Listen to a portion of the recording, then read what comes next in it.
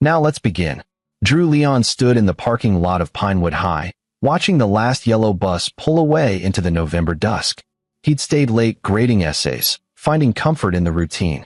The janitor's keys jingled somewhere in the building behind him. In 2 days, it would be Thanksgiving. In 2 days, his daughter Sophie would spend the holiday eating turkey bones from a garbage can while 23 people feasted 15 feet away. But he didn't know that yet. He climbed into his aging Honda Civic, 12 years old, still reliable, and headed home to the small craftsman house he'd bought before Sophie was born. Before Miranda's family made it clear that a high school history teacher's salary wasn't enough. Before everything shifted, the house was dark when he arrived. Miranda's BMW was gone. Again, Drew found the note on the kitchen counter, written in his wife's precise handwriting. Took Sophie to Mother's for dinner. Leftover meatloaf in fridge. He crumpled the paper slowly, feeling the weight of what their marriage had become. They'd met 8 years ago at a charity fundraiser where Miranda was volunteering. She'd been different then, warm, laughing at his jokes about accidentally teaching the French Revolution instead of the American one to a class of confused freshmen.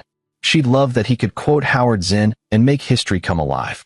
Her parents, Margaret and Carl Turner, had smiled tightly through the wedding, their disapproval hanging in the air like expensive perfume. The Turners owned Turner and Associates, a prestigious commercial real estate development firm that had shaped half the city's skyline. Carl was old money, Margaret was older money. Their daughter marrying a teacher with a state university degree had been, in Margaret's words, a phase.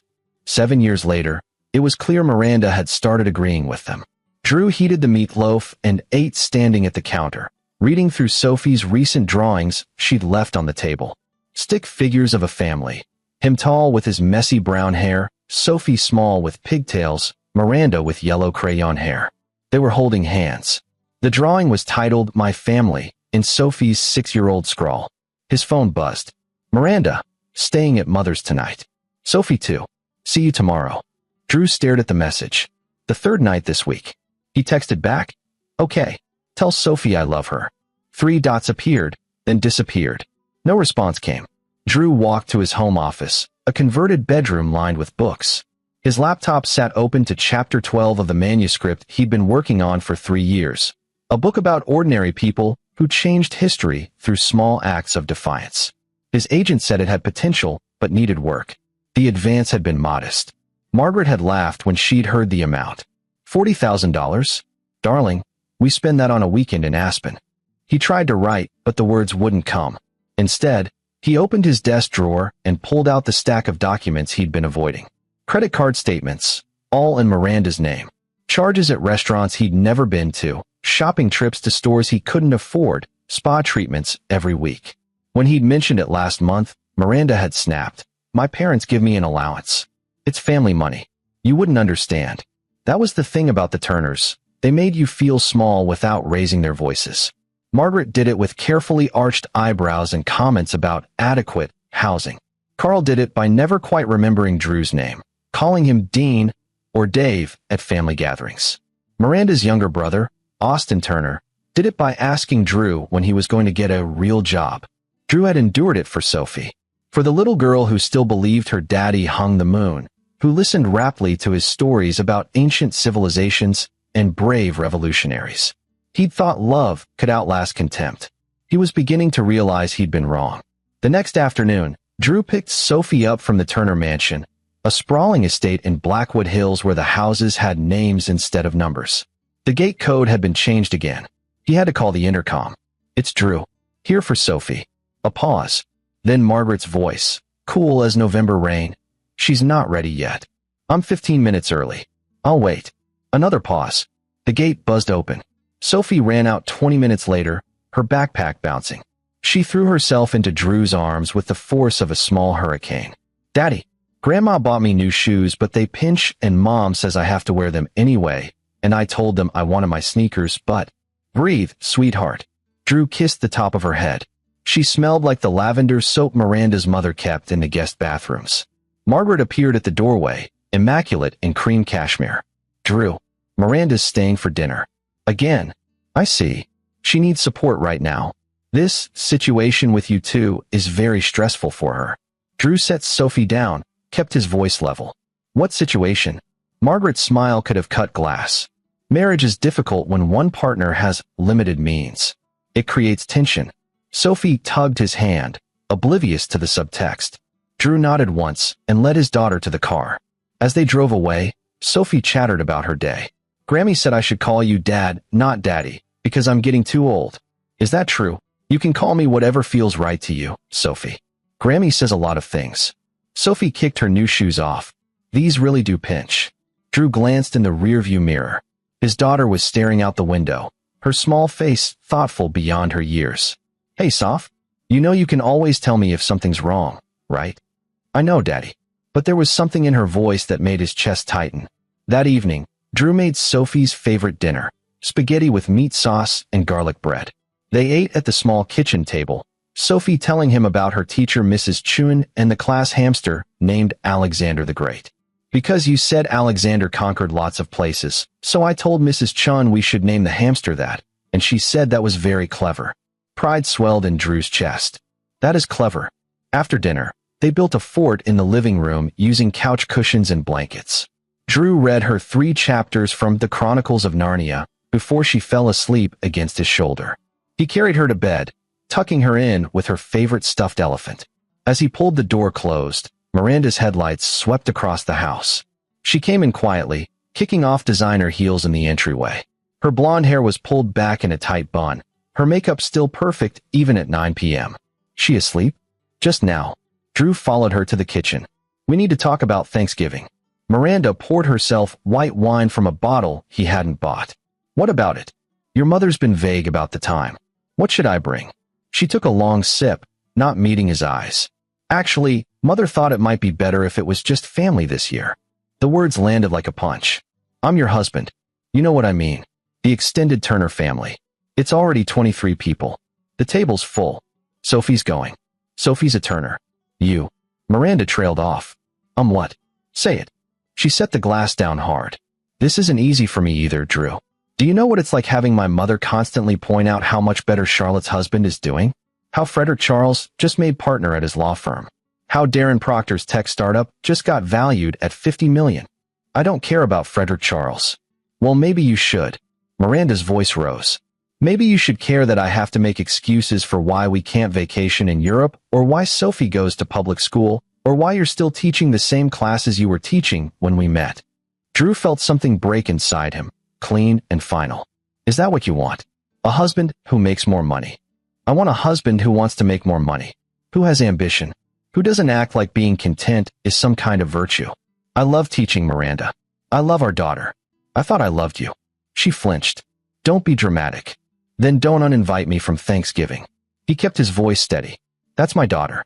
I have a right to be there. It's Mother's house. Her rules. Then maybe Sophie and I will have Thanksgiving at home. Together. Miranda's laugh was bitter. You can't afford the kind of meal she's used to. She's 6 years old. She doesn't care if the turkey costs $200.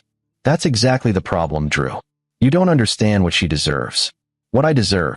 She grabbed her wine and walked to the bedroom, closing the door behind her with a decisive click. Drew stood in the kitchen alone, surrounded by Sophie's drawings on the refrigerator and the remnants of their spaghetti dinner. He'd built a good life here. A simple one, maybe, but full of love and meaning. It had never been enough for Miranda. And now, apparently, it wasn't enough for her family either. He thought about Sophie sleeping upstairs, innocent and trusting.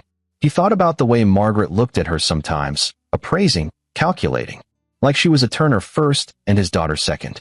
Drew walked to his office and opened his laptop. He started a new document, titled it Notes, and began typing everything he could remember about the Turner family. Their business dealings. The conversations he'd overheard. The way Carl's eyes went cold when someone mentioned environmental regulations or zoning laws. He didn't know why he was doing it yet. Just that instinct told him he'd need ammunition eventually. The Turners had declared war. They just didn't know it yet. Chapter 2. The week before Thanksgiving, Drew noticed the changes. Sophie came home from Margaret's house with new clothes. Expensive dresses with tags he recognized from boutiques in the historic district. When he asked about them, Sophie shrugged. Grammy says my clothes from Target are embarrassing. Drew felt anger simmer in his gut. There's nothing wrong with your clothes, sweetheart. Grammy says people judge you by what you wear. Is that true? He knelt down to her level. Some people do. But the people worth knowing don't care about labels or price tags. They care about who you are inside. Sophie considered this, then hugged him tight. I like my Target clothes. They're comfy. But the next day, Miranda picked her up in a new outfit, a velvet dress with patent leather shoes. When Drew asked about it, Miranda's response was clipped. Mother's taking her to the country club for lunch. She needs to look presentable. She's 6. Exactly. This is when habits form. Drew watched his daughter climb into Miranda's BMW, uncomfortable in clothes meant for display rather than play. He thought about calling his lawyer friend, Cody McConnell, who'd handled their house closing years ago. But lawyers cost money Drew didn't have in abundance. Instead, he went to school and taught his 10th graders about the French aristocracy before the Revolution, about excess and inequality, about the breaking point when ordinary people decided enough was enough. One student, a sharp kid named Marcus, raised his hand. Mr. Leon, do you think revolutions still happen today? Different kinds, Drew said. Not always violent. Sometimes revolution is just one person deciding not to accept injustice anymore. Like Rosa Parks? Exactly like Rosa Parks. After school, Drew drove to the Turner & Associates headquarters downtown, a gleaming tower of steel and glass. He'd never visited Carl's office before. Never had reason to. The receptionist, a young woman with a headset, looked up with practiced politeness. Can I help you? I'm here to see Carl Turner.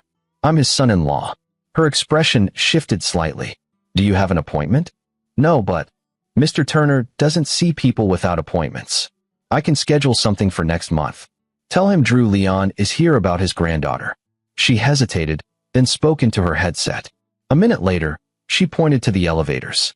20th floor. His assistant will meet you. The 20th floor was all marble and mahogany. Carl's assistant, an efficient-looking woman named Joan Elliott, led Drew to a corner office with floor-to-ceiling windows overlooking the city. Carl sat behind a desk the size of Drew's kitchen table, silver-haired and imposing in a navy suit that probably cost more than Drew's monthly salary. He didn't stand. Drew, this is unexpected. I won't take much of your time. Drew remained standing, refusing to sit in the visitor's chair like a supplicant. I want to know why my daughter and I aren't invited to Thanksgiving. Carl's expression didn't change. That's Margaret's domain. I don't involve myself in social planning. This isn't social planning. This is family. Is it? Carl leaned back in his chair. You've been married to my daughter for 7 years. In that time, what have you contributed to this family beyond a granddaughter? The question hung in the air. Drew kept his voice level. I love your daughter. I'm a good father to Sophie. I have a career I'm proud of. A career. Carl's smile was thin. You make $48,000 a year teaching children who mostly don't care. You live in a house worth less than my wife's car. You have no prospects, no connections, no drive to improve your station. My station is fine. Your station is mediocre. And mediocrity, Drew, is contagious. Miranda is starting to realize that. Drew's hands curled into fists at his sides. What are you saying? I'm saying that Thanksgiving is for family who contribute to the Turner legacy. You don't. You're welcome to join us when you have something to offer beyond sentiment and good intentions. And Sophie is a Turner. She'll be there, of course. Margaret's already bought her a proper dress. The dismissal was clear. Drew turned to leave, then paused at the door. You know what's funny, Carl? I teach history. I teach about empires that fell because they forgot what actually mattered. They built everything on money and power and contempt for ordinary people. And every single one of them collapsed. Carl's expression flickered, just for a second. Then the mask returned. History is written by victors, Drew. And victors aren't usually high school teachers.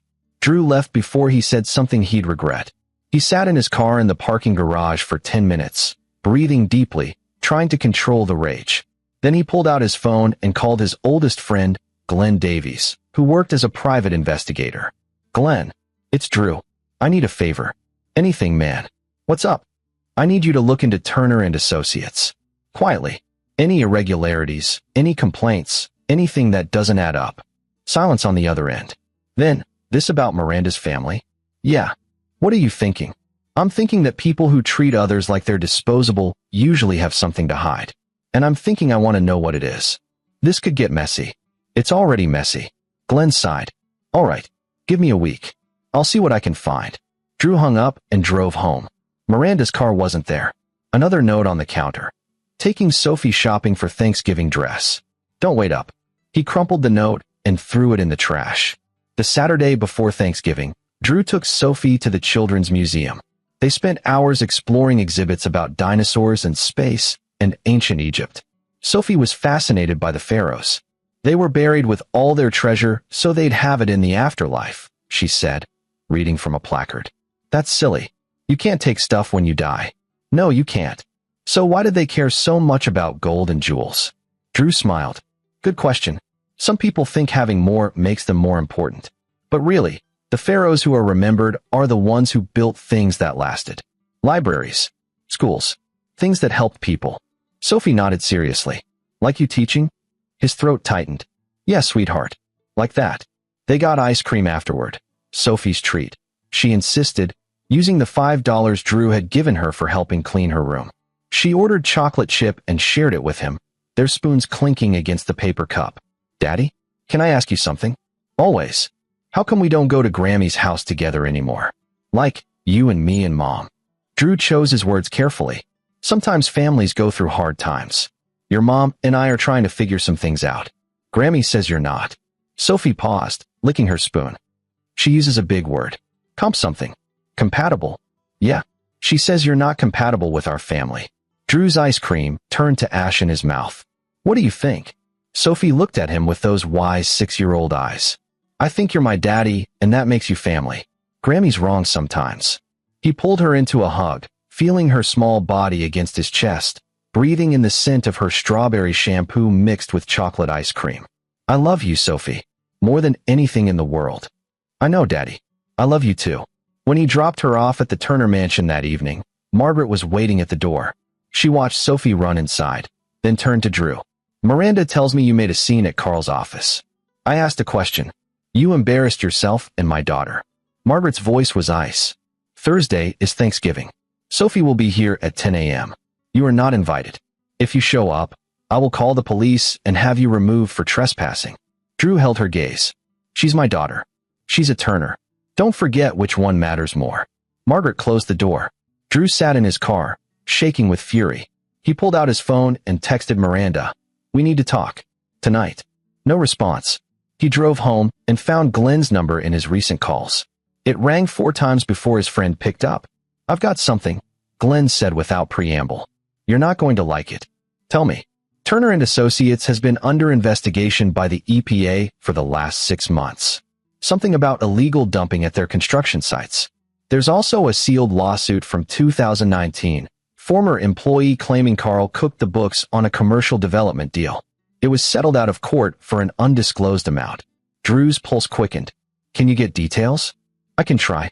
But Drew, these people have lawyers. Good ones. Whatever you're planning. I'm not planning anything. Yet. Just keep digging. When Miranda finally came home at 11 p.m., Drew was waiting at the kitchen table. She stopped in the doorway, still in her coat. I'm tired, Drew.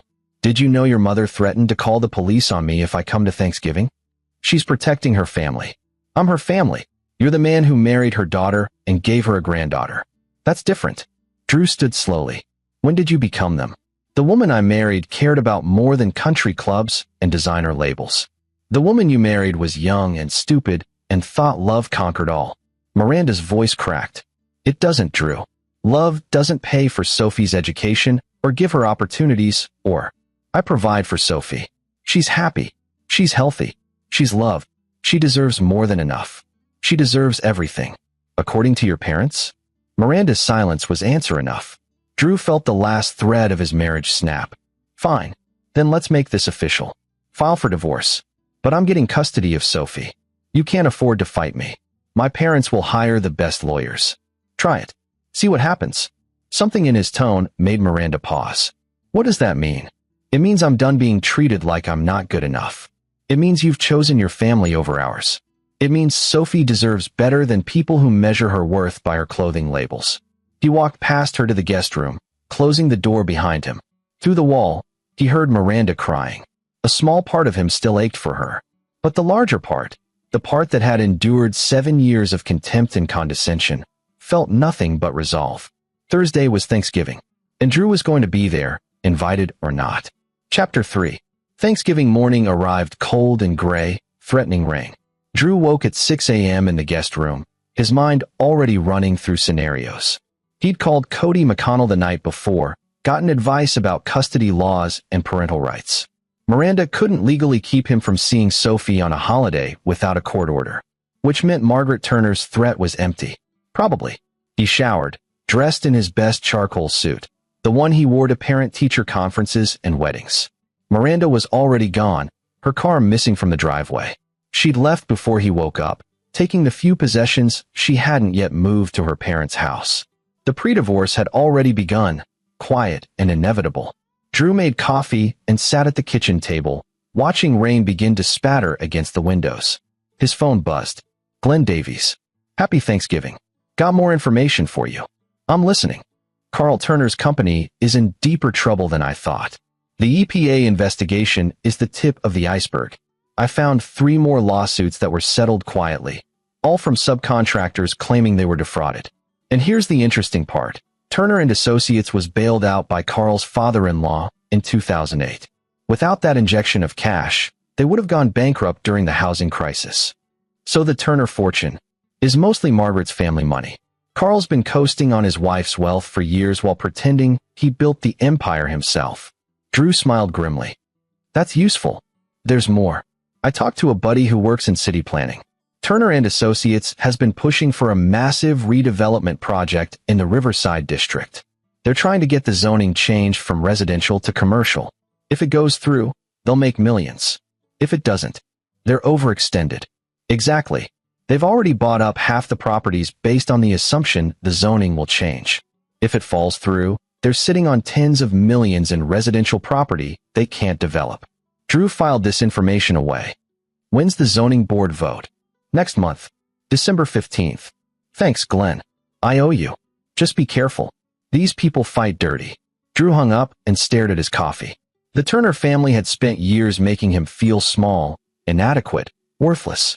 They'd poisoned his marriage, alienated his daughter, and now they were trying to erase him from Thanksgiving entirely. But they'd made a crucial mistake. They'd underestimated him. Drew had been researching and writing about power structures his entire adult life.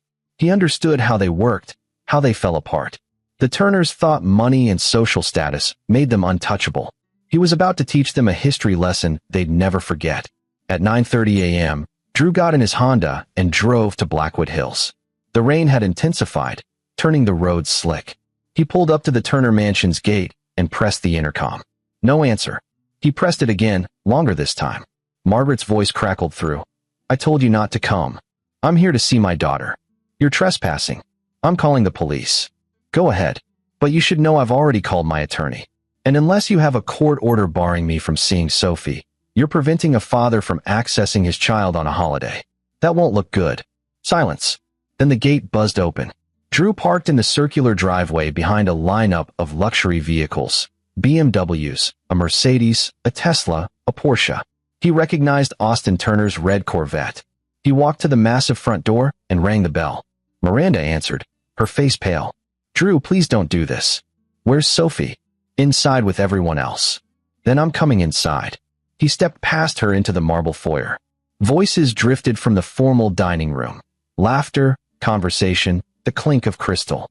The house smelled like roasted turkey and expensive wine. Drew followed the sounds. The dining room was exactly as he'd imagined. A table that could seat 30, set with china and silver that probably cost more than his car. 23 people sat around it, the Turner family in their Thanksgiving finery. Carl at the head of the table, Margaret opposite him. Austin and his wife Brittany Francis. Miranda's cousin Frederick Charles and his wife Amber Ross. Other relatives Drew recognized from weddings and funerals. They all looked up when he entered. Everyone except Sophie. She wasn't at the table. Drew's blood went cold. Where's my daughter? Margaret set down her wine glass delicately. Sophie was being fussy about her dress. She's in the kitchen with Joan. Joan Elliott? Your assistant. Someone needed to supervise her. She was disrupting the meal. Drew walked past the dining room, through the butler's pantry, into the massive kitchen. It was empty except for Joan, who stood at the sink washing dishes, and Sophie. His 6-year-old daughter sat on the floor in the corner, near the trash can, wearing her new velvet dress. Her face was streaked with tears. In her hands was a turkey bone, picked clean. She was eating scraps from the garbage. The sound that came from Drew's throat was something primal. Sophie looked up, saw him, and her face crumpled. "Daddy." He crossed the kitchen in 3 strides, scooped her into his arms. She buried her face in his neck, sobbing. "They said I couldn't eat with everyone because my dress got dirty and I was hungry, and Miss Joan said there weren't enough seats anyway, so I could eat the leftovers and—" "Chill. It's okay. I've got you." He turned to Joan Elliott, who looked stricken. "How long has she been here?" I was just following Mrs. Turner's instructions." Drew didn't wait for the rest. He carried Sophie back through the butler's pantry, into the dining room where 23 people sat with full plates and expensive wine, their Thanksgiving feast spread before them like a medieval banquet. Everyone was staring now. Drew looked at Margaret Turner. She met his gaze with cold calculation. He said 6 words. "You'll never see her again. Ever." Margaret's fork clattered to her plate. Miranda made a sound like a wounded animal. Carl half rose from his chair. Drew turned and walked out, Sophie clinging to him like a lifeline. Behind him, voices erupted, Miranda crying, Margaret shouting, chaos replacing the carefully curated perfection. He strapped Sophie into his car and drove away from the Turner mansion. She cried against her seatbelt, hiccuping sobs that broke his heart. "I'm sorry, Daddy. I ruined Thanksgiving." "No, sweetheart. You didn't ruin anything. Those people did." He reached back and squeezed her hand. "How about we go home and make our own Thanksgiving? Just you and me. With mac and cheese. With anything you want." They stopped at a 24-hour grocery store, one of the few open on the holiday. Drew bought macaroni and cheese, chocolate milk, and a small pumpkin pie. Sophie stayed close to him the whole time, still in her dirty velvet dress. At home, he helped her change into sweatpants and her favorite t-shirt with a dinosaur on it. They made mac and cheese together, Sophie standing on a step stool to stir the pot. They ate in the living room, watching Moana for the 100th time. Sophie fell asleep against his shoulder before Maui's first song ended. Drew carried her to bed, tucking her in with her stuffed elephant. He watched her sleep for a long time, her face peaceful now, tear tracks still visible on her cheeks. Then he went to his office and opened his laptop. He started writing. Not the book about ordinary heroes. Something different. Something necessary. He wrote about child neglect. About families who valued appearance over humanity. About corruption masked by wealth. About men like Carl Turner who built empires on other people's money and pretended they were self-made. And he started making calls. First to Cody McConnell, leaving a voicemail. "I need to file for divorce and full custody. First thing Monday morning. Grounds are child neglect and endangerment." Then to Glenn Davies. "I need everything you can get on Turner and Associates. Every lawsuit, every EPA violation, every dirty deal. I don't care how you get it." Then to his literary agent in Kingston. "Remember that expose idea I pitched about corruption in commercial real estate? I'm writing it, and I have a subject family to profile." Finally, he called a number he'd saved months ago. A producer from a local investigative journalism show who'd reached out when Drew's first book got minor attention. "This is Drew Leon. We spoke last spring about education reform. I've got a different story for you. One about a prominent family engaged in fraud, environmental crimes, and child abuse." Interested? The producer was very interested. Drew hung up and looked at the calendar. 2 weeks. He'd said he was going to do something worse in 2 weeks. He was going to destroy the Turner family. Methodically, completely, using their own sins against them. And unlike them, he'd do it fairly. With truth. With evidence. With the law on his side. Because Drew Leon might have been just a history teacher. But history teachers understood something the Turners never would. Empires fell. Always. Eventually. It was just a matter of finding the right pressure point. And he'd found theirs. Chapter 4. The 55 missed calls started on day 13. Drew knew because he'd been counting. 13 days since Thanksgiving. 13 days since he'd walked out of the Turner mansion with Sophie. 13 days of silence from Miranda, from her family, from everyone except his lawyer. Then his phone exploded. It started at 7 a.m. on a gray December morning. Miranda's name flashed on the screen. Drew let it ring through to voicemail. Then she called again. And again. Between her calls, Margaret tried. Then Carl. Then Austin. then numbers Drew didn't recognize. By noon, he had 55 missed calls and 23 voicemails. He was teaching when the calls started, his phone on silent in his desk drawer. He didn't check it until lunch period, when he found his voicemail completely full. Drew sat in his empty classroom and listened to them in order. The first was Miranda, her voice shaking. "Drew, please call me back. It's important. It's about Sophie. And everything. Please." The second was also Miranda. "I know you're angry, but this is serious. My parents, there are reporters. Someone leaked, just call me. Please." By the fifth call, her voice had shifted from pleading to frantic. "Drew, whatever you did, you need to stop it. Now. They're saying Dad's company. Oh God, there are news vans outside their house. Please tell me this wasn't you." The later calls were from Margaret and Carl, their cultivated composure cracking. "Margaret, this is slander. We will sue you for everything you have, which admittedly isn't much, but we'll take your house and your pathetic car and make sure you never see Sophie." "Carl, I underestimated you. That was foolish. But if you think exposing us helps your daughter, you're wrong. Call me. We can negotiate." Drew deleted all 55 messages and opened his laptop. The news had broken that morning. Channel 7's investigative team had run the story during their sunrise broadcast. Turner and Associates under fire. Allegations of fraud, environmental crimes, and EPA violations. The reporter, a sharp woman named Violet Schaefer, had done excellent work. Drew had given her everything Glenn had uncovered, plus documents he'd found himself. Old news articles, public records, testimony from former employees that Glenn had tracked down. But the real bombshell was the child neglect angle. Violet had interviewed Joan Elliott, who'd been racked with guilt since Thanksgiving. She'd quit her job at Turner and Associates 3 days after the holiday and agreed to go on record. "I watched a 6-year-old eat scraps from a trash can while her grandmother hosted a lavish dinner 15 feet away," Joan said in the broadcast, her voice steady. "When I questioned Mrs. Turner, she said the child needed to learn her place." Those were her exact words. The segment included photos Drew had taken of Sophie that night, her tear-stained face, the dirty dress, the turkey bone. He'd hesitated before handing them over. But Sophie had asked him what was happening, and he'd explained in simple terms that Grammy and Grandpa had broken rules and hurt people. "Like bullies?" Sophie had asked. "Exactly like bullies. Then they should get in trouble. At school, bullies have to sit in timeout." From the mouths of babes. Drew's phone rang again. This time it was Cody McConnell. "You watching the news?" Cody asked. "I am now. It's everywhere." CNN picked it up. So did the Times. The story has national legs. Wealthy family abuses granddaughter while fighting environmental violations. It's perfect outrage bait. I just wanted the truth out. Well, the truth is burning through social media like wildfire. The Turners are trending on Twitter. Not in a good way. Cody paused. "Miranda's lawyer called me this morning. They want to settle the divorce quickly and quietly." "No. Drew. No settlement. I want full custody of Sophie. I want Miranda to admit what happened. And I want child support from her, not the other way around. She's got access to Turner money. I want Sophie to benefit from it since the Turners spent so much time telling me how important money is." Cody whistled low. "You're going for blood. I'm going for justice." "Fair enough. I'll draft the demands. But Drew, be prepared.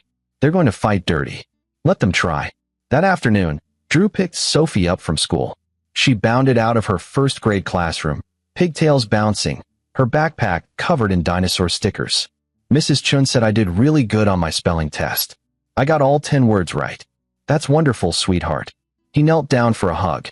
"Can we get ice cream to celebrate?" "Absolutely."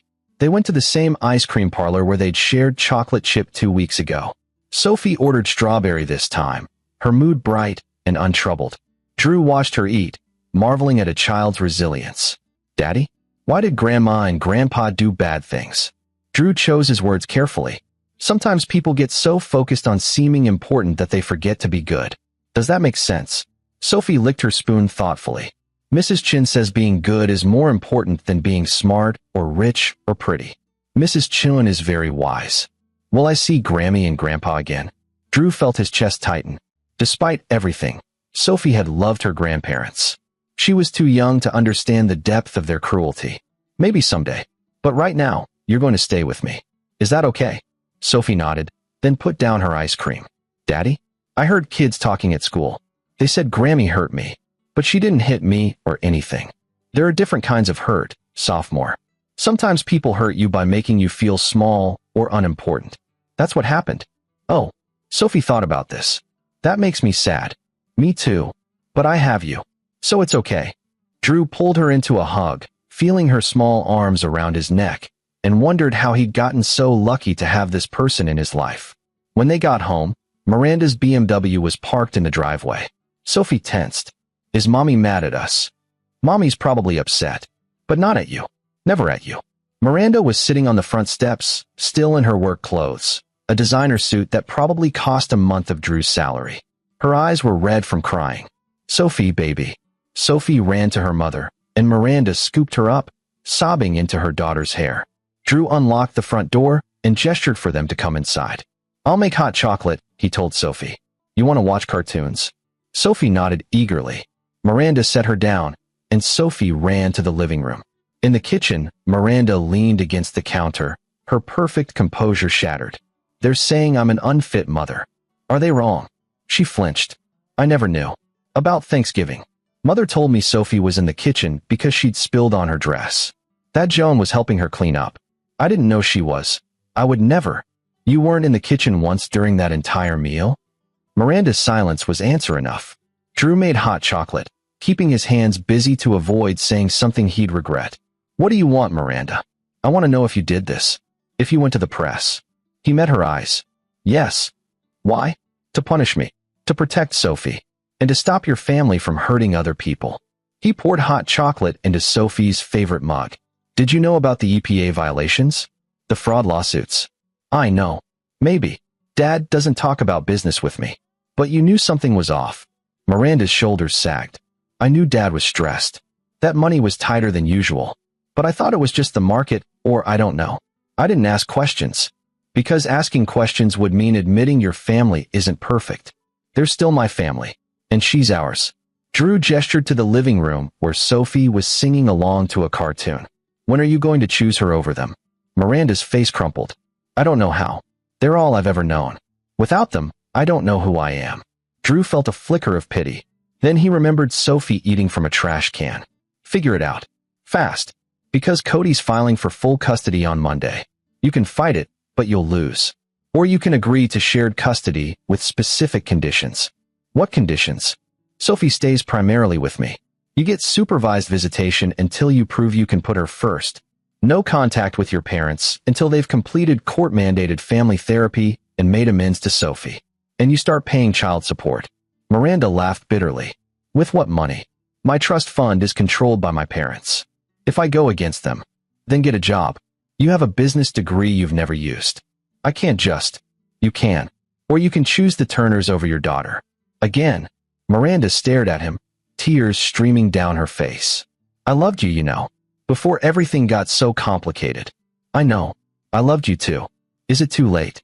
Drew handed her the hot chocolate to take to Sophie. For us? Yes. But not for you and Sophie. Be her mother. Really be her mother. That's all I'm asking. Miranda took the mug with shaking hands and walked to the living room. Drew listened to Sophie's delighted squeal. Mommy's staying? And Miranda's quiet. Just for a little while, baby. His phone buzzed. Glenn Davies. Turn on Channel 7. The EPA is holding a press conference. Drew found the remote and switched on the TV in the kitchen. An EPA official stood at a podium, flanked by serious-looking people in suits. After reviewing evidence provided by whistleblowers and investigative journalists, the Environmental Protection Agency is filing formal charges against Turner and Associates for multiple violations of federal environmental law. Additionally, the Justice Department will be pursuing fraud charges related to falsified environmental impact reports. The camera panned to questions from reporters. Someone asked, what are the potential penalties? Millions in fines.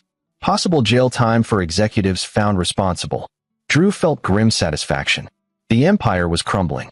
Behind him, Miranda appeared in the doorway, her face ashen. That's my father. Yes. They could go to prison. Yes. She sank into a kitchen chair. What have you done? What someone should have done years ago. I stopped them. Miranda looked at him with something that might have been respect or horror or both. You're not who I thought you were. I'm exactly who I've always been. You just never bothered to look. Chapter 5. The Turners hired Patricia Donnelly, the most aggressive attorney in the state. She was known for defending white-collar criminals and making witnesses disappear through intimidation and settlements. Her first move was to file a motion to seal all records related to the Turner case, citing potential harm to ongoing business operations. It failed. Her second move was to threaten Drew directly. She showed up at Pinewood High during his planning period, her Louboutin heels clicking against linoleum floors. Principal Harris escorted her to Drew's classroom personally, looking apologetic. "Mr. Leon, this is Patricia Donnelly. She says it's urgent." Drew looked up from grading essays. "I have nothing to say without my attorney present." "Smart." Patricia smiled, but it didn't reach her eyes. "I'm not here to discuss the case. I'm here to make you an offer." "I'm not interested. You haven't heard it yet." She sat on the edge of a student's desk, uninvited. "The Turners are willing to pay you handsomely. $500,000 to retract your statements to the press and admit you fabricated the Thanksgiving incident out of spite." Drew set down his red pen slowly. "Get out of my classroom. Think about what that money could do for Sophie. Private school, college fund, a better house. Out. Now." Patricia stood, smoothing her skirt. "You're making a mistake. The Turners have resources you can't imagine. They will bury you in legal fees. They will drag this out for years. Your daughter will spend her childhood in courtrooms instead of playgrounds. Then they'll spend it in prison. Fair trade." Patricia's smile turned predatory. "We'll see about that." She left, her perfume lingering in the air, expensive and cloying. Drew texted Cody immediately. "Turner's lawyer just tried to bribe me at school. $500,000 to recant." Cody's response was instant. "They're desperate. Document everything. This helps our custody case." That evening, Drew sat with Sophie doing homework, practicing her letters, the tip of her tongue poking out in concentration. His phone buzzed constantly. Messages from reporters requesting interviews, from former students offering support, from strangers who'd seen the news. One message stood out. "From in Kingston, his literary agent. 3 publishers want to meet with you about the Turner story. One is offering a 6-figure advance site on scene. Call me." Drew stared at the message. 6 figures. That was more than he'd make in 2 years teaching. "Daddy? You're not helping." Sophie poked his arm. "Sorry, sweetheart. Let me see your E." She'd written it backward. He gently guided her hand through the correct formation, thinking about money and principles and how sometimes they aligned perfectly. The week before the zoning board vote, Carl Turner called Drew directly. "We need to talk. Man to man." "I don't think so. Please." The words sounded foreign in Carl's mouth. "Not about the case. About Sophie." Drew's grip tightened on the phone. "What about her? Can we meet? Neutral location. Public. Just 10 minutes. Against his better judgment, Drew agreed. They met at a coffee shop downtown, the kind with mismatched chairs and local art on the walls. Carl looked diminished in casual clothes, khakis and a polo instead of his usual $1,000 suits. His silver hair was disheveled. He'd aged a decade in 2 weeks. "Thank you for coming." Drew said nothing. Carl ordered black coffee, sat across from Drew at a small table by the window. "I owe you an apology." "Too late." "I know, but I need to say it anyway." Carl wrapped his hands around his coffee cup. "I was wrong about you. About what matters. About how I treated you and Sophie. And Miranda? And Miranda." Carl's voice cracked. "I raised her to value the wrong things. Money, status, appearance. I thought I was preparing her for the world. Instead, I turned her into someone who'd let her daughter eat from garbage because she was too afraid to defy her mother." Drew felt a flicker of something, not forgiveness, but acknowledgement. "Why are you telling me this?" "Because in 3 days, the zoning board votes on our Riverside development. If it fails, Turner and Associates goes bankrupt. We'll lose everything. Margaret's family fortune is already tied up in legal defenses thanks to your expose." "Good. I'm not asking for mercy on that front. We deserve what's coming." Carl met his eyes. "But I'm asking you to let Sophie know her grandfather before I go to prison. To let me make amends while I still can." "You really think you're going to prison?" "The EPA violations alone carry mandatory minimums. Add the fraud charges." Carl shrugged. "I've already started saying goodbye." Drew studied the man across from him. 2 weeks ago, Carl Turner had been untouchable, arrogant, dismissive, cruel in his casual indifference. Now he looked like what he actually was, An old man facing consequences for the first time in his privileged life. You don't get to make amends, Drew said quietly. Not with me. Not with Sophie. You made her feel worthless. You let her eat from trash.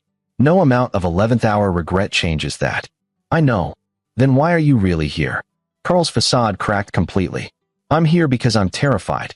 Not of prison or bankruptcy or losing everything. I'm terrified that I wasted my entire life chasing things that don't matter, and I'll die without my granddaughter ever knowing I realized it. That's not my problem. No, it's mine. Carl stood, left money for the coffee. For what it's worth, you're a better man than I ever was. Sophie's lucky to have you. He walked out without looking back. Drew sat alone at the table, watching through the window as Carl climbed into a modest sedan, the Porsche presumably already seized by federal investigators. He felt no satisfaction in the man's defeat, just exhaustion. His phone buzzed. Glenn Davies. You sitting down? Should I be? I just got word from my city planning contact. The zoning board vote is tomorrow night, not in 3 days. They moved it up to try to squeeze it through before Christmas. Can they do that? Technically, yes. They posted notice in the legal section of the newspaper. Most people don't read it. Drew's mind raced. Who's on the board? 7 members. Turner needs 4 votes to pass. He's got 3 in his pocket. Board members he's donated to for years. The other 4 could go either way. What would it take to sway them? Public pressure. Proof that the development would harm the community. Environmental impact data. A whole bunch of things that take time you don't have. Drew thought about the stacks of research in his home office. About the Riverside neighborhood, working-class families, small businesses, a community center that served hundreds of kids. About Sophie, and kids like her, who deserved better than rich men bulldozing their neighborhoods for profit. I need addresses for the board members. And the time of tomorrow's meeting. Drew, what are you planning? History lesson. The Turners are about to learn that revolutions don't need armies.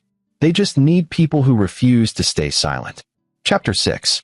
The zoning board meeting was scheduled for 7 p.m. in the municipal building's third-floor conference room.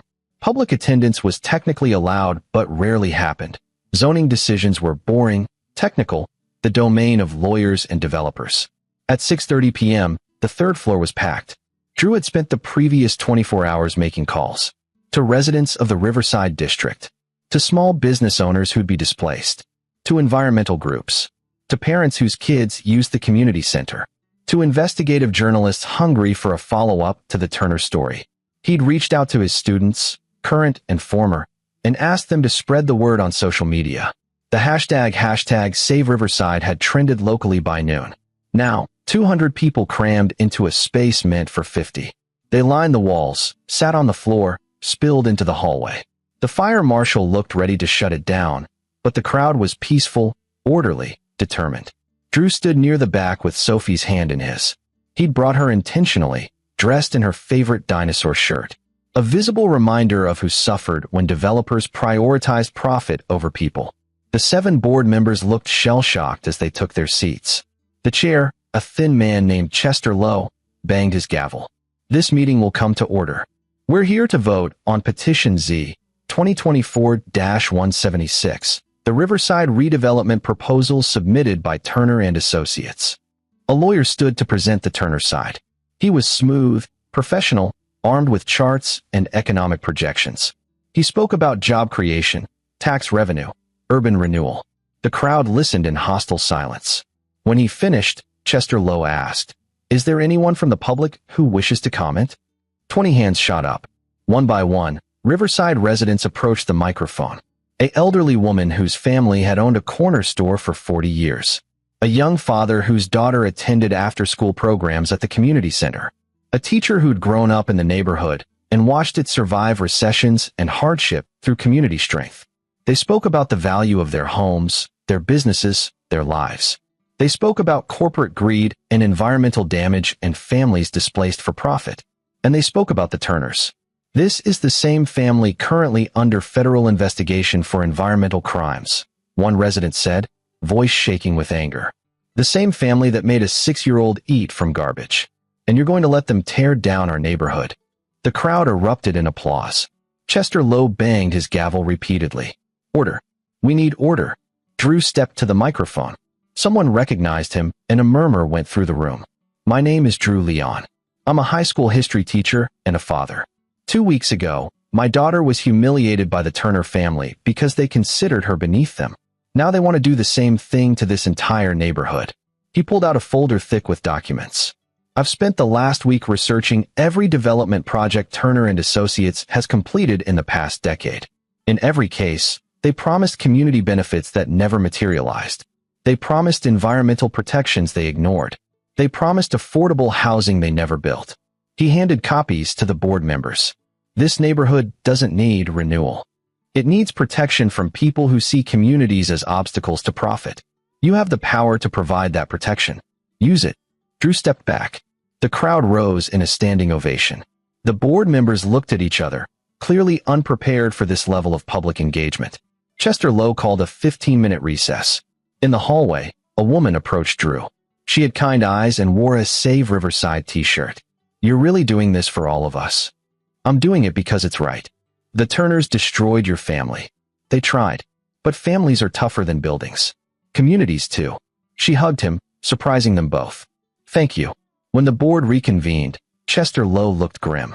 After careful consideration and listening to public testimony, this board will postpone the vote on Petition Z 2024-176 for 60 days to allow for additional environmental review and community input.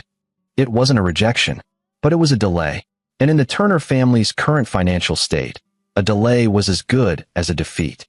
The crowd erupted in cheers. Drew felt Sophie's hand squeeze his. Did we win, Daddy?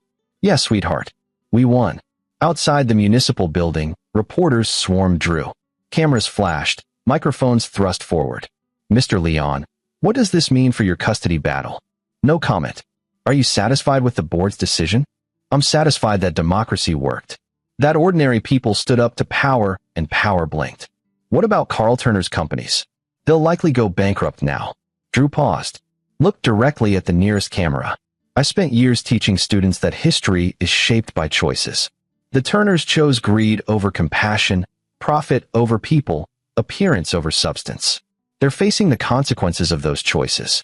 I have no sympathy for that. Some people are calling you vindictive. Some people said the same thing about abolitionists and suffragettes and civil rights marchers. Change is never comfortable for those benefiting from the status quo. He picked up Sophie and walked to his car through the cheering crowd. Later that night, after Sophie was asleep, Drew sat in his office reading the formal settlement offer from Miranda's lawyers. She was agreeing to all his terms: primary custody to Drew, supervised visitation, child support, no contact with her parents until they completed therapy. There was a personal note attached in Miranda's handwriting. You were right. About everything. I don't know how to be the mother Sophie deserves, but I want to learn. Thank you for not giving up on her. Or me. M. Drew filed the papers in his desk drawer. He'd sign them tomorrow. His phone rang. Glenn Davies. Turner and Associates filed for bankruptcy an hour ago. The company's done. What about the criminal charges? EPA prosecution is moving forward.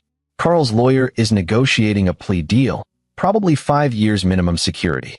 Margaret's not facing criminal charges, just civil penalties for her role in the company. But her family money is tied up in lawsuits from everyone they've defrauded over the years. Drew felt the weight of what he'd done settle over him. Lives destroyed. A family empire crumbled. He'd done what he set out to do. Why didn't it feel better? You okay? Glenn asked. I don't know. I wanted justice. I got revenge. I'm not sure they're the same thing. Hey, you exposed real crimes. You protected people. You saved a neighborhood. If the Turners suffer for that, it's not on you. Isn't it though? Glenn was quiet for a moment. You did what you had to do. Rest of us are just grateful someone finally stood up to them. After they hung up, Drew walked to Sophie's room. She was asleep, her stuffed elephant tucked under one arm, her face peaceful. He watched her breathe, thinking about Carl's words. I'm terrified that I wasted my entire life chasing things that don't matter. Drew had taught history for 15 years. He knew how these stories ended. The powerful fell. New powers rose. The cycle continued. But sometimes, just sometimes, ordinary people tipped the scales. Not through violence or grand gestures, but through simple refusal to accept injustice. He'd been one of those people. The cost was high. His marriage was over. His daughter's grandparents would go to prison. He'd made enemies who wouldn't forget. But Sophie was safe. And she'd grow up knowing her father fought for what was right, even when it was hard, even when it hurt. That was the lesson worth teaching. Chapter 7. The fallout came swiftly. On December 20th, Carl Turner accepted a plea deal. 6 years in federal prison for environmental crimes and fraud. Margaret avoided criminal charges but faced $30 million in civil penalties, effectively wiping out what remained of her family fortune. Turner and Associates' assets were liquidated to pay creditors and EPA fines. The Blackwood Hills mansion went on the market. The cars, the country club memberships, the carefully curated life of privilege, all of it disappeared like morning fog. But Drew wasn't thinking about the Turners when Christmas morning arrived. He was thinking about Sophie opening presents in her pajamas, squealing over a new set of books about dinosaurs, and a microscope he'd saved for months to buy. They'd decorated their small craftsman house with lights and a modest tree. Miranda had dropped off gifts the night before, her first visit without supervision, a milestone her therapist had approved. "Can we call Mom and say thank you?" Sophie asked, holding up a new art set. "Of course." Sophie ran to the phone, chattering excitedly when Miranda answered. Drew listened from the kitchen, making hot chocolate, feeling something unfamiliar. Hope. His phone buzzed. And Kingston, his agent. "Merry Christmas. Got news. Simon & Schuster is offering $200,000 for the Turner book. They want it fast, manuscript in 4 months." Drew nearly dropped his mug. $200,000. Plus a significant marketing budget. They think this story has massive appeal. David versus Goliath. Suburban dad takes down corrupt empire. All of it. "I don't know if I can write it that fast." "You're already halfway done. I've seen your drafts. Polish it. Add the recent developments. Write a strong conclusion. You can do this." After she hung up, Drew stood in his kitchen feeling dizzy. $200,000. Financial security. Sophie's college fund. A better house if they wanted it. But more than that, a platform. A way to tell the story properly, to explain why it mattered. He thought about all those history lessons he'd taught. About how change happened through documentation, through bearing witness, through refusing to let the powerful control the narrative. This was his chance to do that on a larger scale. He called Cody McConnell. "I need your advice on something." "Shoot. If I write this book, tell this whole story publicly, will it hurt the custody agreement?" "You mean will Miranda try to back out?" "Yeah." Cody was quiet for a moment. "Depends on how you write it. If you focus on the Turners' crimes and your fight for Sophie, you're probably fine. If you make Miranda the villain, she might lawyer up again. What if I tell the truth? That she was a victim of her family too, in a different way? Then you'll probably be okay." "What?" Drew watched Sophie through the doorway, carefully arranging her new art supplies. "Because it's the right thing to do. And I'm tired of fighting. I want to build something instead. Write the book. Just be fair. You're good at that." New Year's Eve found Drew at his computer, working on Chapter 12. Sophie was at Miranda's apartment, her first overnight visit. The therapist had recommended it, and Drew had agreed despite his anxiety. Miranda had called twice to update him. Sophie was fine. They'd made dinner together, watched movies, laughed. "She's really amazing, Drew," Miranda said during the second call. "I know I'm her mother, but sometimes I forget how incredible she is. She gets it from you. The good parts." Silence on the line. Then, "Thank you for saying that. For not making me the monster in all this. You're not a monster. You're someone who got lost. We all do sometimes." After they hung up, Drew returned to his manuscript. He was writing about the night he'd found Sophie in the kitchen, but he was being careful. He described Margaret's cruelty, Carl's indifference, the system that enabled their behavior. But when he wrote about Miranda, he wrote about a woman trapped between two worlds, trying to please everyone and losing herself in the process. He wrote, "My wife was not the villain of this story. She was a casualty of it. The Turners destroyed more than my marriage. They destroyed their own daughter's sense of self-worth, teaching her from birth that value came from external validation rather than internal character." It was true, and writing it felt like letting go of the last of his anger. At midnight, fireworks exploded outside. Drew stepped onto his porch, watching colors bloom against the dark sky. His phone buzzed. A text from an unknown number. "This is Carl Turner. I'm writing from a supervised phone at the federal facility. I know I have no right to contact you, but I wanted you to know. I read the preliminary articles about your book. What you wrote about Margaret and me, it's more fair than we deserve. Thank you for that. And thank you for protecting Sophie. You're a better man than I could ever be. KT. Drew read it twice, then deleted it. Some bridges burned for good reason. But he appreciated the acknowledgement. It meant the message had been received. Actions have consequences, even for the powerful. Especially for the powerful. In February, Drew got word that the EPA prosecution had resulted in additional charges. 2 executives from Turner and Associates who'd actively participated in falsifying environmental reports were facing trial. Margaret was being sued by 3 neighborhood associations for damages. And Austin Turner, Miranda's younger brother, had fled to the Cayman Islands to avoid subpoenas. The empire wasn't just fallen. It was shattered. Drew was meeting with his publicist, an efficient woman named Julia Collins, when the news broke. This is perfect timing, Julia said, scrolling through her tablet. Your book drops in 6 weeks. This keeps the story in the news cycle. I'm not celebrating people going to prison. I know, but the public is. You're the hero in this narrative. The ordinary dad who exposed systemic corruption. Own it. Drew shifted uncomfortably. I just wanted to protect my daughter. And you did. By exposing the truth. That's heroic whether you want to admit it or not. The book tour was scheduled for March and April. 20 cities, interviews with major media, speaking engagements at universities. Drew had negotiated for Sophie to come with him when possible, turning it into an adventure rather than leaving her behind. Daddy, are we really going to New York? Sophie asked when he told her. We really are. Want to see the Natural History Museum? The one with the dinosaurs? The biggest dinosaur collection in the world. Sophie threw her arms around his neck. This is the best thing ever. Miranda had agreed to adjust the custody schedule to accommodate the tour. She'd gotten a job working for a nonprofit, using her business degree for the first time, helping low-income families navigate housing assistance programs. It's ironic, she'd said when she told Drew. My parents spent millions on commercial real estate while people went homeless. Now I'm helping the people they ignored. How does it feel? Like I'm finally doing something that matters. They were becoming friends, slowly. Co-parents first, but with genuine respect growing between them. Sophie noticed and bloomed in the warmth of it. You and Mom don't fight anymore, she observed one day. We grew up, Drew said simply. Grammy and Grandpa didn't grow up. No, they didn't. That's sad. It was. Despite everything, it was sad. Chapter 8. The book released on March 15th to immediate critical acclaim. Teaching Justice, How One Father Exposed an Empire, debuted at number 7 on the New York Times bestseller list. By the second week, it had climbed to number 3. Reviews praised Drew's measured tone, his refusal to sensationalize, his ability to weave personal narrative with broader social critique. The Washington Post wrote, Drew Leon has crafted a devastating portrait of privilege unchecked and the cost of silence.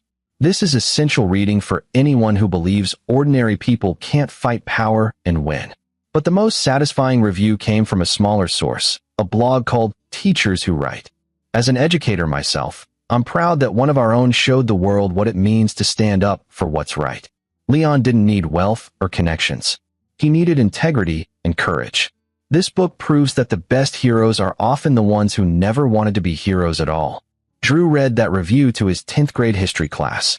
They erupted in applause. Mr. Leon, you're famous, one student shouted. I'm a teacher who wrote a book. Not quite the same thing.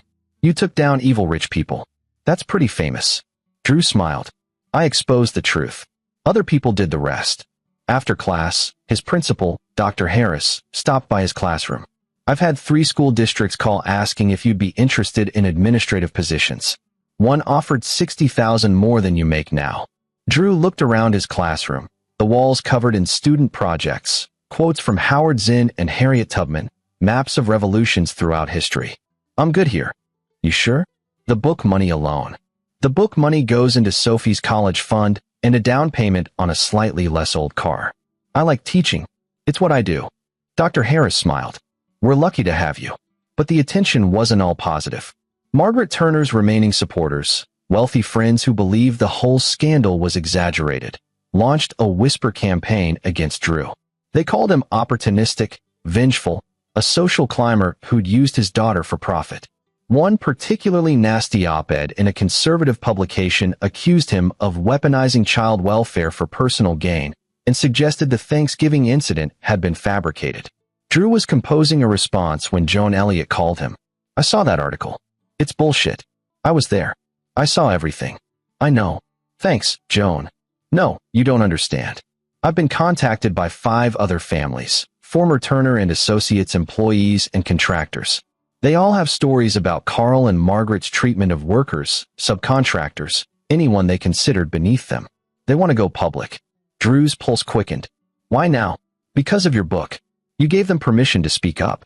You showed them it was possible to tell the truth and survive. Within a week, a class action lawsuit was filed against the remains of Turner and Associates. 23 plaintiffs alleging workplace abuse, wage theft, and discriminatory practices. The Whisper campaign evaporated overnight. Drew wasn't celebrating. More pain, more legal battles, more lives disrupted. But he was grimly satisfied that the full scope of the Turners' behavior was finally being documented. Truth had momentum. Once it started rolling, it was hard to stop. The book tour was grueling but rewarding. Drew spoke at bookstores and universities, at community centers, and teacher conferences. Sophie came to several events, sitting in the front row drawing pictures while he answered questions. In Boston, a woman stood up during Q&A. My husband's family treated me the way the Turners treated you. I've been afraid to leave. Your book gave me courage. Thank you. In Chicago, a man approached afterward. I'm a public school teacher like you. I thought I'd never amount to much in my family's eyes. You proved that doing the right thing matters more than status or money. That means everything. These moments sustained Drew through the exhaustion and scrutiny. In New York, they visited the Natural History Museum as promised. Sophie stood beneath the towering dinosaur skeleton, her neck craned back, eyes wide with wonder. Daddy, that's a brachiosaurus. How do you know? Because I read. You taught me reading is important. Drew laughed, feeling joy bubble up unexpectedly. This was what mattered, not bestseller lists or media appearances, but teaching his daughter to be curious, brave, kind. That evening, Miranda joined them for dinner. She'd flown in from their home city, wanting to see Sophie during the tour. They sat in a pizza place in Brooklyn, Sophie between them, chattering about dinosaurs and skyscrapers and everything she'd seen. Miranda caught Drew's eye across the table. Mouthed, "Thank you." He nodded. They were okay. Not married, not in love anymore, but okay. That was enough. On the final stop of the tour, Seattle, Drew was surprised by a visitor backstage before his reading. Glenn Davies. What are you doing here? Flew out to tell you in person. The EPA case wrapped up. All defendants found guilty. Carl Turner's sentence stands. The 2 executives got 8 years each. And Margaret? Civil penalties upheld. She's bankrupt. Completely. Drew should have felt victorious. Instead, he just felt tired. There's more, Glenn said. The Riverside neighborhood? The community center you helped save? They want to name their new library wing after you. What? No. That's too late. Already voted on. The Drew Leon Learning Center opens in June. Drew sat down heavily in a folding chair. That's too much. That's gratitude. You saved their neighborhood. Let them honor that. After the reading, a local reporter asked Drew what was next. Next, I go home. I teach my classes. I'm working on a second book about grassroots activism through history. And I'm going to keep being Sophie's dad. That's the plan. No political ambitions. People have suggested you run for school board, even city council. Drew laughed. I'm a teacher, not a politician. I just want to help kids learn to think critically and stand up for what's right. You've become a symbol. I'm not a symbol. I'm a guy who did what any good parent would do, protected his kid. If that's inspiring to people, great. But I'm not running for office or starting a movement. I'm going home. And he meant it. Fame was fleeting. Justice was messy. But family, the one you chose, the one you built through love and effort, that was real. That was worth fighting for. Chapter 9. 6 months after the book's release, life had settled into a comfortable rhythm. Drew taught his classes, worked on the second book, spent weekends with Sophie hiking and exploring museums. Miranda had moved into a modest apartment and continued her work with the nonprofit. She and Drew had developed an effective co-parenting relationship built on respect and Sophie's well-being. Sophie, now 7, was thriving.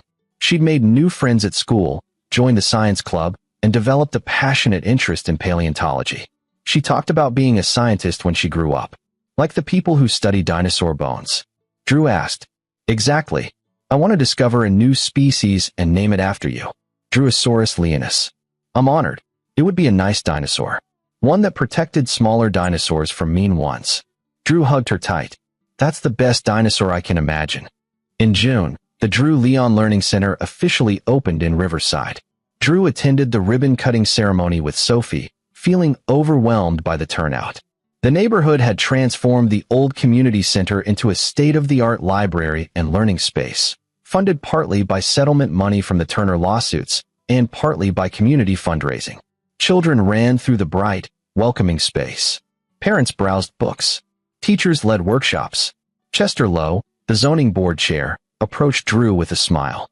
You see what you made possible? The community made this possible. I just helped them be heard. Same thing. Maybe it was. Drew was still learning to accept that his actions had rippled outward, creating changes he'd never anticipated. Sophie tugged his hand. Daddy, there's a section for dinosaur books. Can we get a library card? Absolutely. They filled out the paperwork together, Sophie carefully writing her name.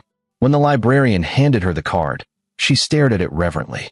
My very own library card for the Learning Center, named after my dad. The librarian smiled. Your dad's pretty special. I know, Sophie said simply. He's the best. Later that month, Drew received an unexpected letter. It was from Carl Turner, postmarked from the Federal Correctional Facility. He almost threw it away unopened. But curiosity won. Dear Drew, I'm writing this from prison, a sentence I never imagined typing. I've had a lot of time to think about the choices that led me here, about the man I was and the man I should have been. I want you to know I've been following your book's success. I've read it 3 times. Each time, I'm struck by your fairness, your refusal to demonize people who deserve demonizing.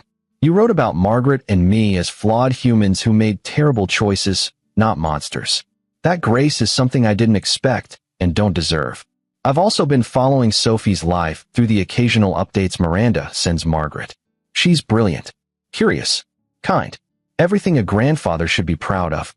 I'll never get the chance to know her. I've accepted that. But I wanted you to know that watching her grow from a distance, knowing she has a father who will protect her and teach her to value substance over appearance, brings me more peace than I deserve. You were right. About everything. History judges empires by their fall. I built mine on sand and arrogance. It collapsed exactly as it should have. But you built something real. A daughter who will change the world in small, important ways. A book that's inspiring people to demand better from those in power. A legacy that actually matters. Thank you for teaching me that lesson, even though I learned it far too late. Carl Turner. Drew folded the letter carefully and put it in his desk drawer. He wasn't sure how he felt about it. Forgiveness wasn't something he was ready for. Maybe never would be. But acknowledgement mattered. Knowing that Carl understood the magnitude of what he'd done, what he'd lost, that counted for something. On Sophie's 8th birthday, Drew threw a party in their backyard. Neighborhood kids came, along with some of Sophie's classmates. Miranda helped with decorations. Glenn and Cody stopped by with gifts. They played games, ate cakes shaped like a triceratops, and laughed until the summer sun set. As the party wound down and parents collected their children, Sophie climbed into Drew's lap on the porch swing. Best birthday ever, Daddy. I'm glad, sweetheart. Did Grammy and Grandpa send anything? Drew hesitated. Margaret had sent a card with a check, money from somewhere, though Drew couldn't imagine where given her financial situation. He'd put it directly into Sophie's college fund without mentioning it. They're thinking of you, he said carefully, but they're dealing with some grown-up problems right now. Because they were mean and broke rules. Yes. Sophie nodded thoughtfully. Mrs. Chun says everyone makes mistakes. But you have to fix them if you want people to forgive you. Mrs. Chun is very wise. Have they fixed their mistakes? Drew looked at his daughter. So young, yet already grasping concepts some adults never learned. They're trying. But some mistakes take a long time to fix. Maybe forever. Oh. Sophie snuggled closer. I'm glad you never made mistakes like that. I've made plenty of mistakes, sophomore. The difference is I try to learn from them and do better. That's what makes you a good daddy. Drew felt his throat tighten. You make it easy. As stars began to appear in the darkening sky, Drew thought about the past year. About everything that had changed and everything that had stayed the same. He destroyed an empire. Written a best-selling book. Become a symbol of ordinary resistance to extraordinary power. But more importantly, He'd protected his daughter, taught her that standing up for what's right matters more than fitting in with the powerful, shown her through example that love and integrity beat money and status every single time. The Turner empire was gone. Carl was in prison. Margaret was bankrupt. Their legacy was one of corruption and cruelty exposed. Drew's legacy would be Sophie. And kids like her, learning in the Drew Leon Learning Center that knowledge was power and kindness was strength. That was the victory that mattered. That was the revolution worth fighting. Miranda came out onto the porch, carrying leftover cake. She asleep? Drew looked down. Sophie had dozed off against his chest, her breathing soft and steady. Just now, Miranda sat beside them, quiet for a moment. Then, you know what I realized? You won. Not just against my family. You won at life. You're happy. You're respected. You've made a difference. And you did it all by being exactly who you've always been. I didn't do it to win. I know. That's why you did. They sat together in comfortable silence, watching fireflies blink in the darkness, while Sophie slept peacefully, safe, loved, and free from the weight of other people's expectations. In the end, that was all Drew had ever wanted. And against all odds, he'd gotten it. The fight was over. The war was won, not through violence or vengeance, but through truth, courage, and the quiet determination of an ordinary man who refused to let his daughter be diminished. History would remember the Turners as a cautionary tale, but Drew Leon would be remembered as something better, a father who loved his daughter enough to change the world for her. That was enough. That was everything. This is where our story comes to an end. Share your thoughts in the comments section. Thanks for your time. If you enjoy this story, please subscribe to this channel. Click on the video you see on the screen, and I will see you there.